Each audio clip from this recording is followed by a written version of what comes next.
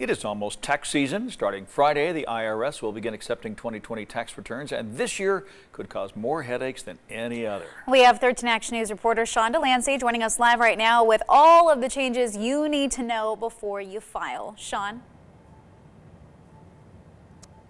Yeah, David, Kalina, the first change is why we haven't done this story already. The start date this Friday was pushed back because of the coronavirus pandemic. Tax experts say that there are several changes, some unrelated to the pandemic, that you need to pay attention to when filing. For example, standard deductions are a little higher this year and tax brackets have shifted. Because of the pandemic, more charitable donations can be deducted. Teachers can deduct certain unreimbursed COVID-related expenses, and the Family's First Coronavirus Relief Act included tax relief for self-employed people who could not work because of the pandemic. Financial analyst Steve Buden also says that if this is your first time taking unemployment, you will have to pay taxes on that income. And there are boxes on the screens you can check that will offer withholding. But again, in a very anxious time, people may have missed that.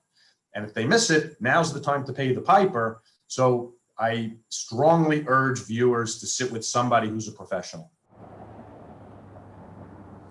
Just because the start date was pushed back a little does not mean that the deadline has. You still have until April 15th to file, and you do not want to wait because any late fees have gone up for any late filing after the year 2019.